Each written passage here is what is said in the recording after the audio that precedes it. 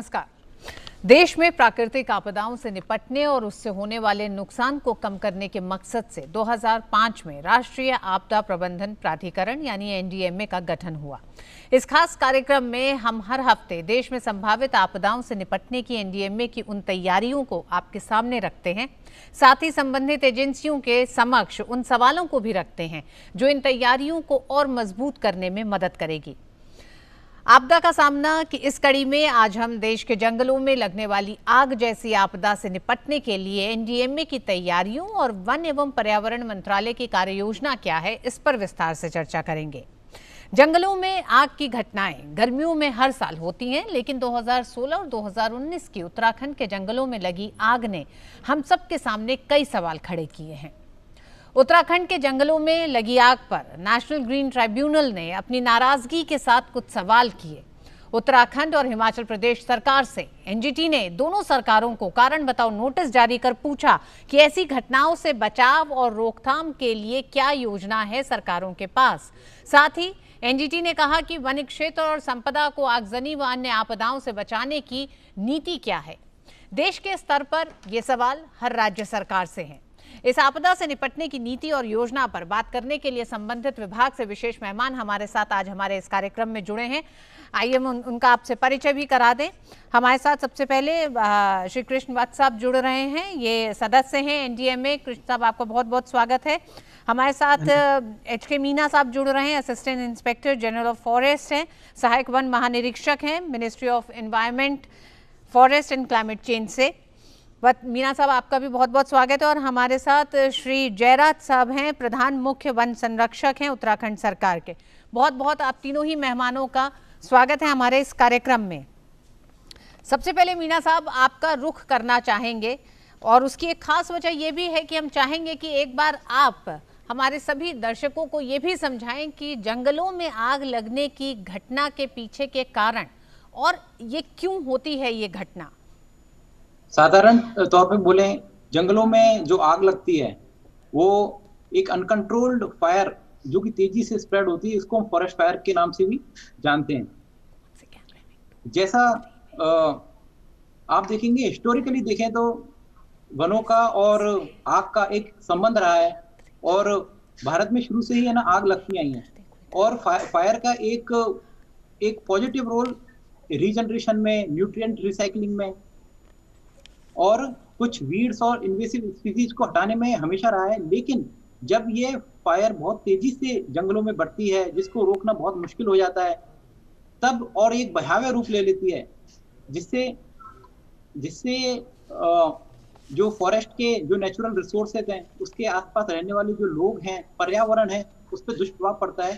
तब इसको है ना कंट्रोल करना, इसको मैनेज करना बहुत जरूरी हो जाता है। यदि आप देखें, फॉरेस्ट सर्वे ऑफ इंडिया ने जो रिपोर्ट निकाली है, उसके हिसाब से हमारा लगभग 35% एरिया ऐसा है, फॉरेस्ट का एरिया ऐसा है जिसमें कि मॉडरेट से लेके एक्सट्रीमली हाई फ्रीक्वेंसी की फायर लगती हैं। मेजरली नॉर्थ ईस्ट और सेंट्रल इंडिया है, इससे ज्यादा अफेक्टेड है। फॉरेस्ट में आग लगने के पीछे वेदर, टोपोग्राफी, इसमें जो बायोमास पड़ा रहता है और लोगों का जो बिहेवियर है, ये एक महत्वपूर्ण है ना कारक रहे हैं। पर्यावरण, आप इसमें जनवरी से लेके जून तक एक फायर का सीजन रहता है, जिसमें कि एटमॉस्फेयर में ड्राइनेस ज्यादा रहती है। इसमें विंड, ह्यूमिडिटी और उसका जो टेम्परेचर है, उसकी वजह से ये कैटलिस्ट का है ना काम करते हैं। यदि है ना, और टोपोग्राफी में जहाँ पे एक्सेसिबिलिटी है ना ज्यादा रहती है ह्यूमन पॉपुलेशन की, वहां पे आग की घटनाएं ज्यादा पाई गई हैं। यदि है ना लोगों के बिहेवियर के ऊपर बात करें तो इसमें कुछ जानबूझ के आग लगाई जाती है, कुछ अनजाने में आग लगती है। जो आग जानबूझ के रहती हैं उनमें जैसे हमारी कम्युनिटीज हैं, वो फॉरेस्ट से तरह तरह के एनटीएफपी कलेक्ट करते हैं, तो उस कलेक्शन के लिए भी कभी कभी वो आग लगाते हैं। कभी अपने चरागाह के लिए नई घासें उनको चाहिए रहती है अपने पशुओं के लिए, तो उसके लिए भी वो आग लगाते हैं। जी मीना साहब इस पे भी बात करेंगे कि किस तरह के एक्शन प्लान पे काम किया जा रहा है, क्योंकि 2019 में उत्तराखंड में के जंगलों में जो आग लगी थी उसके बाद एक बृहद एक्शन प्लान तैयार किया गया है, गाइडलाइंस तैयार की गई हैं, उस पर किस तरह से आगे बढ़ रहे हैं। लेकिन उससे पहले हमारे साथ वत्स साहब जुड़े हुए हैं, एनडीएमए के सदस्य हैं। वत्स साहब, सबसे पहले आपसे जानना चाहेंगे कि हम किस तरह से इस आपदा से निपटने के लिए तैयारी कर रहे हैं, क्योंकि 2019 के उत्तराखंड के जंगलों में जो आग लगी थी उसने कई ऐसे सवाल खड़े किए हैं जो तैयारियों की तरफ भी जाते हैं। एक जो जंगल में आग लगने का जो कारण होता भारत में ज़्यादा प्रचलित है और कई और देशों में भी है कि वहाँ शिफ्टिंग कल्टीवेशन होता है। और जब शिफ्टिंग कल्टीवेशन की बात आती है, लोग थोड़ी अपने जहाँ पर उन्हें फिर से फसल उगानी होती है वहाँ वो जंगल को थोड़ी एक सीमित क्षेत्र में वो जलाते हैं। और कभी कभी ये जब इस तरह की जब बात होती है तो वो आग का फैलाव बढ़ता जाता है और उसके कारण ना वह आग नियंत्रण से बाहर चला जाता है। अभी हाल में जो ब्राजील में आपने सुना होगा, अमेज़न के क्षेत्रों में ना बहुत भारी आग लगी थी। उसका एक बहुत बड़ा कारण ये था कि शिफ्टिंग कल्टीवेशन के चलते वहाँ आग लगाई गई थी और ना वह आग नियंत्रण से बाहर चला गया था। सो वह एक बहुत बड़ा कारण है और भारत में भी यह एक कारण रहा है।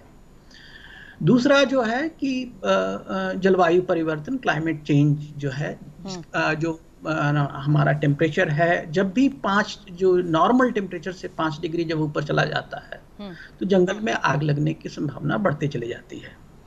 अब यह है कि एक तो टेम्परेचर बढ़ना, तापमान में की वृद्धि, और दूसरा कि यदि अकाल पड़ गया, ड्राउट हो गया है ना, और बारिश नहीं हुई, तो ऐसे में भी जंगल में आग लगना की जो संभावना है वह बहुत बढ़ जाती है। वत्स साहब, किस तरह के एहतियात बरते जा सकते हैं कि कम से कम नुकसान हो? ये तो कुछ प्राकृतिक कारण आपने बताए हैं। जो दोनों मैं उसी की ओर आ रहा हूँ। एक की जो शिफ्टिंग कल्टीवेशन है, जो लोग आग लगाते हैं उस पर नियंत्रण किया जाए, है ना, थोड़ा उसको रेगुलेट किया जाए जिसके कारण आग फैले नहीं। वो एक बहुत ही आवश्यक उपाय है और उसके लिए एक बहुत जरूरी है कि जो इर्द गिर्द लोग रहते हैं, जो जंगल के पास रहते हैं, उनका ज्यादा से ज्यादा सहयोग लिया जाए, क्योंकि वो भी उससे बहुत ज्यादा प्रभावित होते हैं। एनडीएमए और एसडीएमए की वत्स साहब क्या भूमिका है?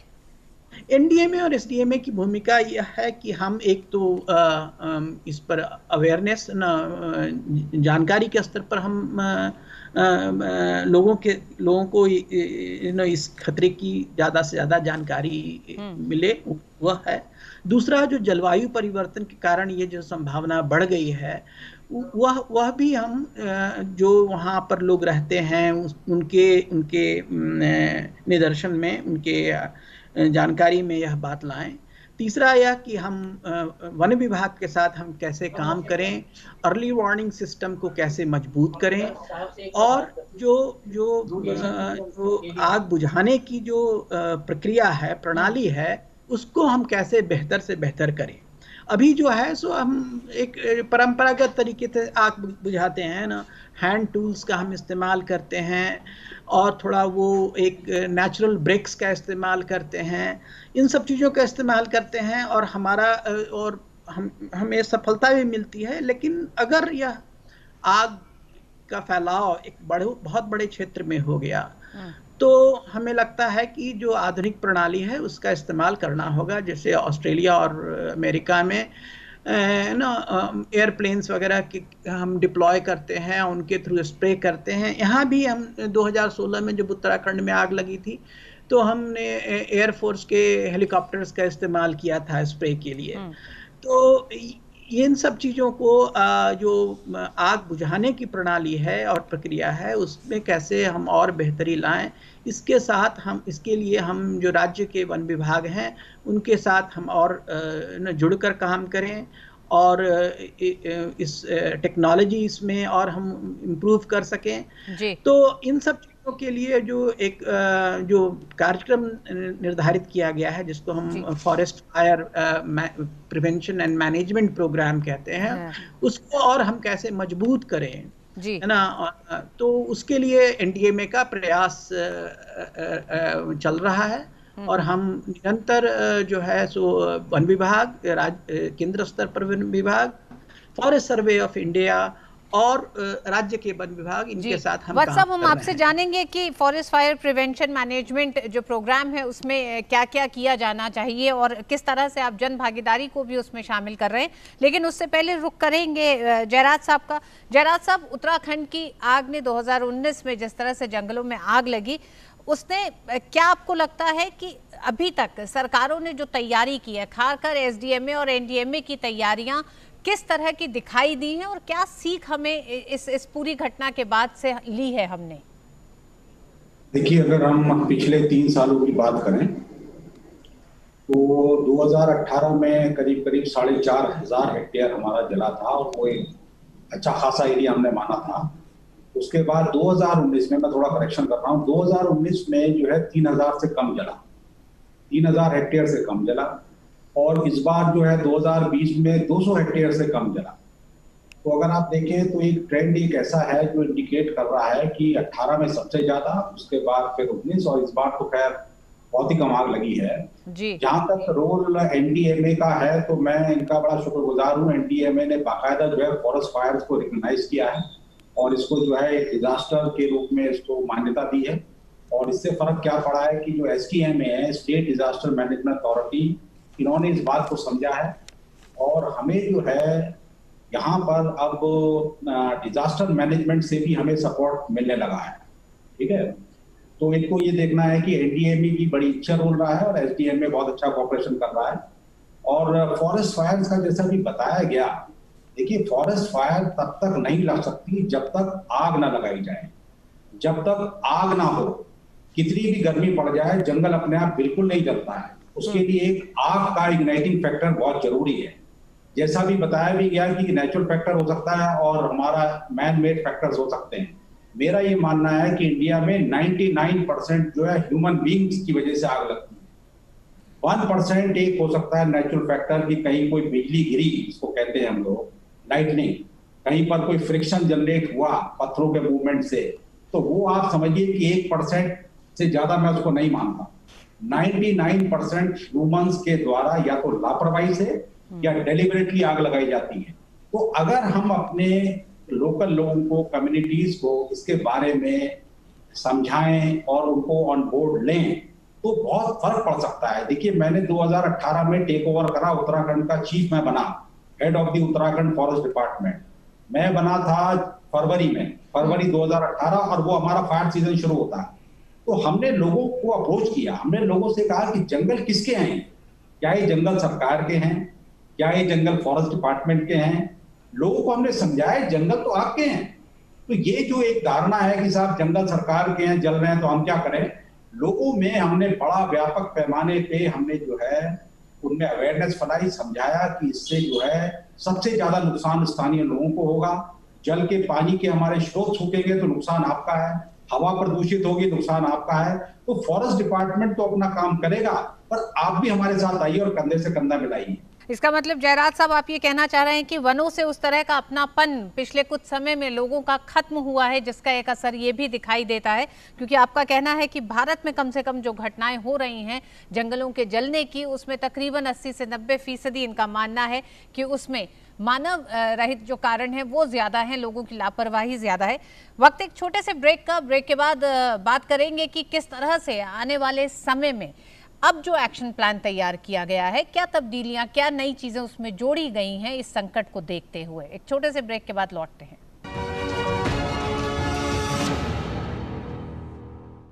सुभाष चंद्र बोस आपदा प्रबंधन पुरस्कार, आपदा प्रबंधन में निस्वार्थ सेवा को सम्मान।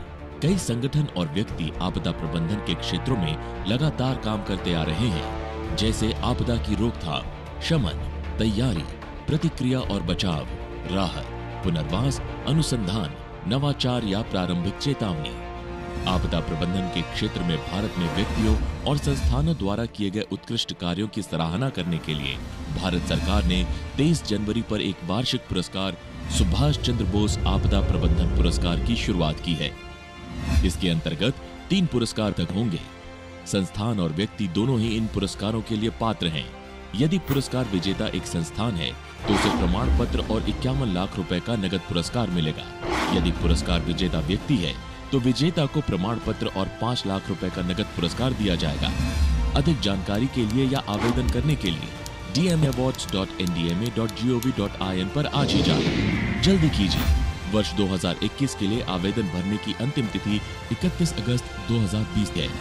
सुभाष चंद्र बोस आपदा प्रबंधन पुरस्कार, आपदा प्रबंधन में निस्वार्थ सेवा को सम्मान।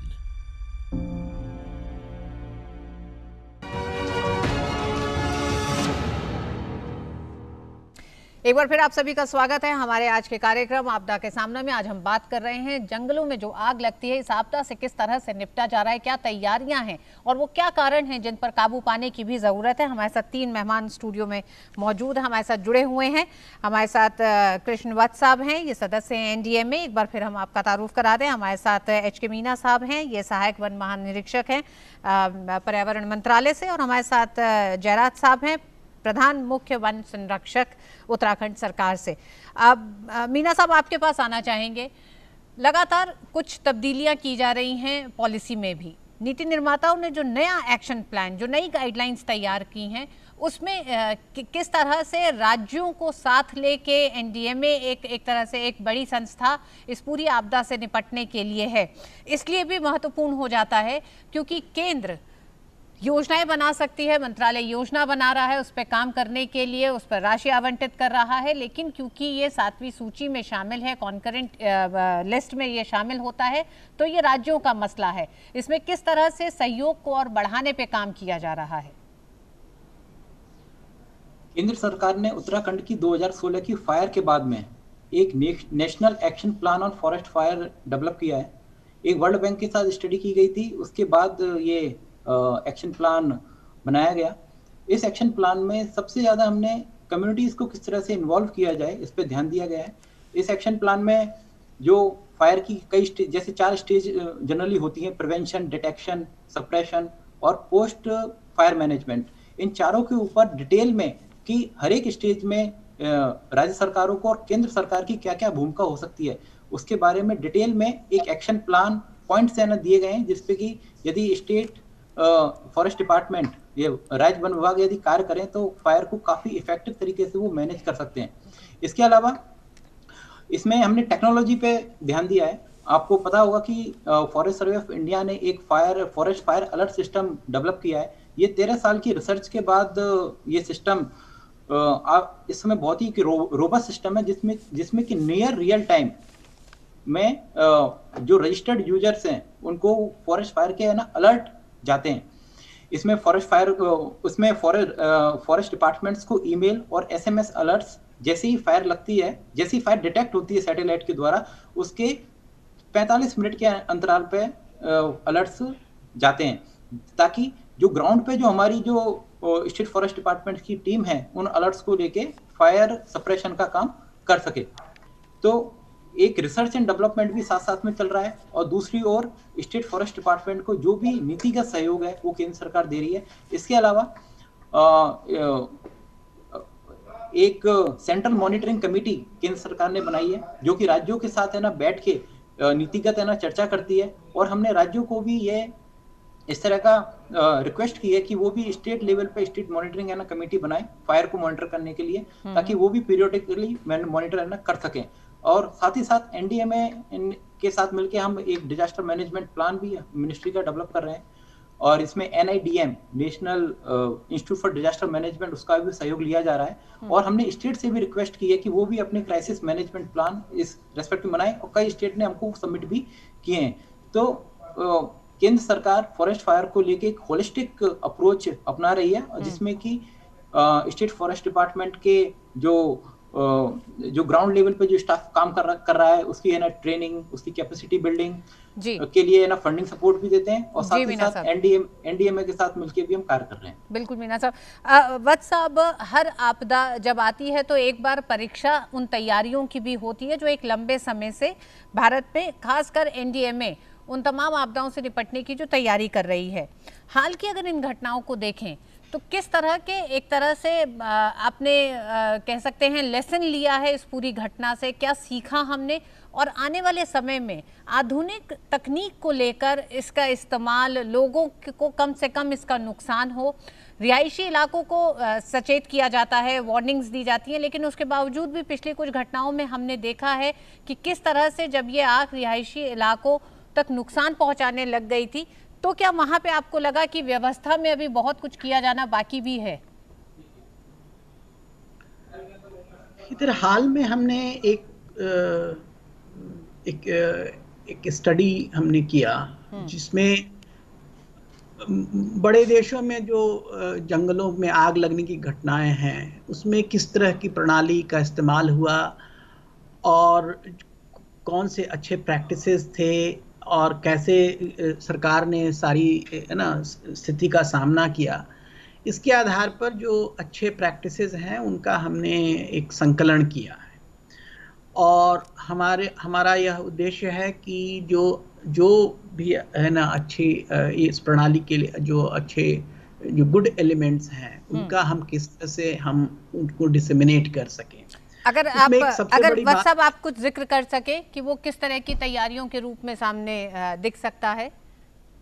एक तो सबसे बड़ा यह था कि लोगों का सहयोग है ना, कि यह जो समस्या है इसमें जो जंगलों के आसपास जो लोग रहते हैं ना, एक वहाँ बाहर के देशों में एक टर्म होता है ना, wild life urban interface, WUI।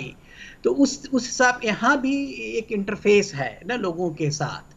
तो उस इंटरफेस को कैसे और मजबूत किया जाए, और लोगों को एक हमारे यहाँ तो वैसे भी जॉइंट फॉरेस्ट मैनेजमेंट की एक लंबी परंपरा रही है, तो हम कैसे इस आग को बुझाने में लोगों का सहयोग लें, और जो नेचुरल जो हमारा जो इंडिजिनस टेक्नोलॉजीज है, हमारा जो कई चीज़ें जो हम करते हैं जैसे नेचुरल ब्रेक्स वगैरह करते हैं, तो इन सब चीज़ों को हम करने में कैसे स्थानीय लोगों को वॉलंटियर के रूप में हम उनका उपयोग कर सकें और उनका ना समर्थन ले सकें, इसके लिए हमारा हमेशा प्रयास रहेगा।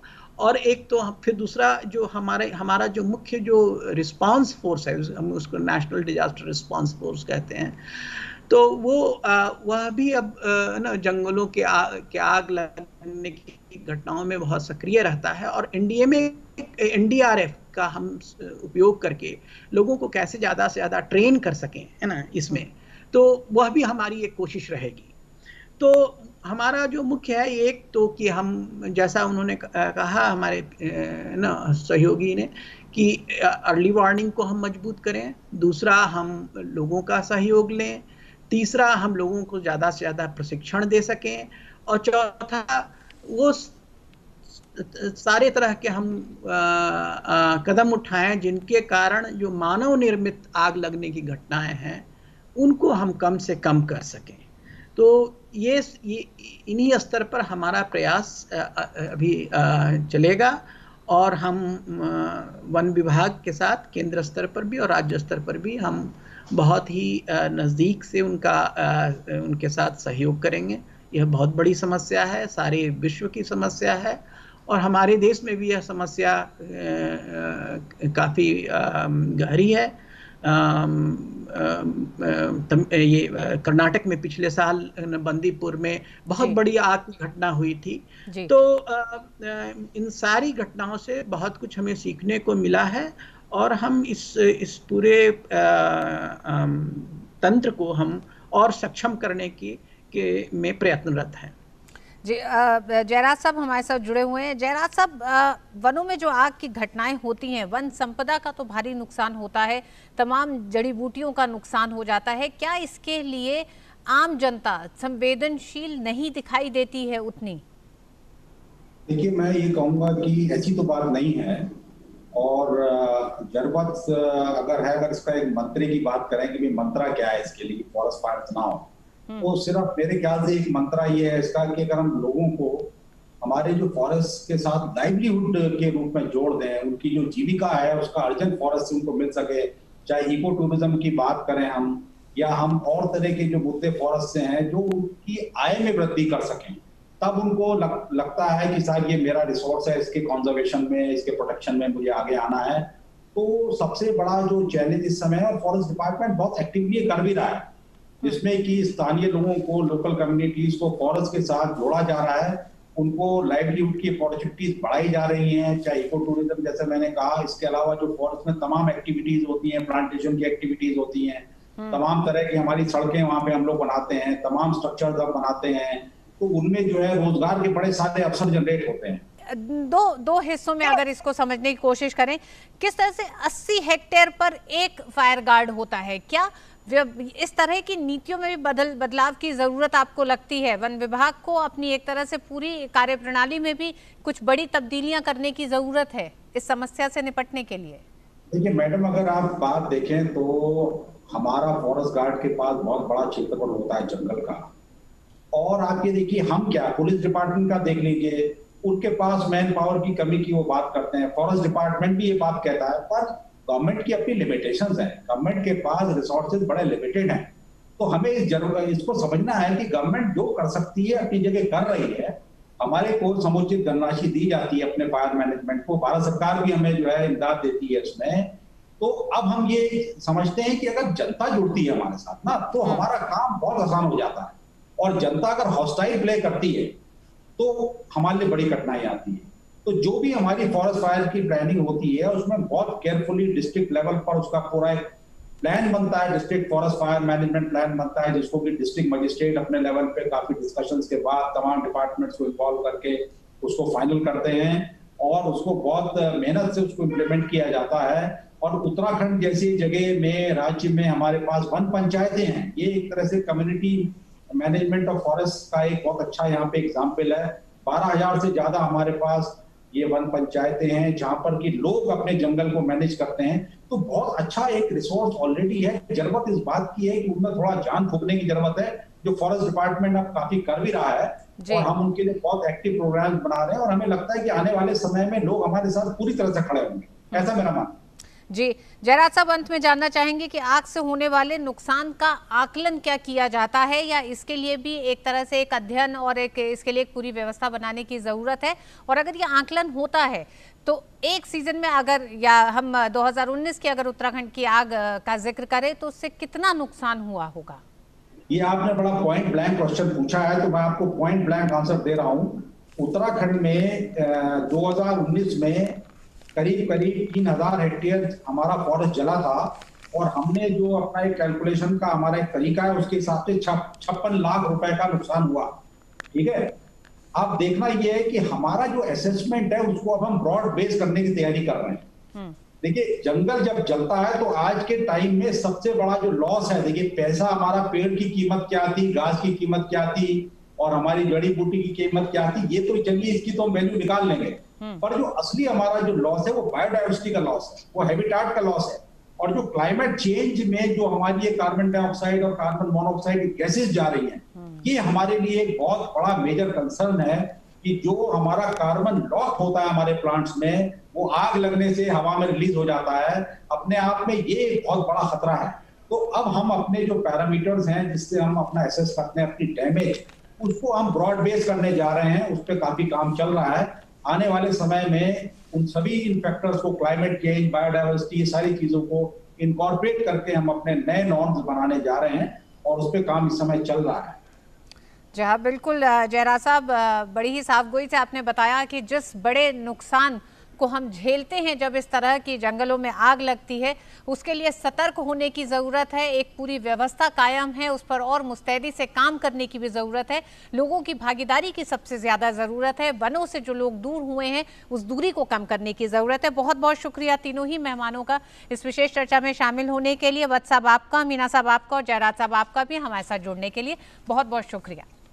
तो आपदा के सामने के इस अंक में आज बस इतना ही। अगले हफ्ते एक बार फिर मुलाकात करेंगे आपसे, एक नई आपदा के बारे में जिक्र करेंगे और उससे किस तरह से देश तैयार है, उससे निपटने के लिए उन तैयारियों को भी आपके सामने रखेंगे। मुझे दीजिए इजाजत, नमस्कार।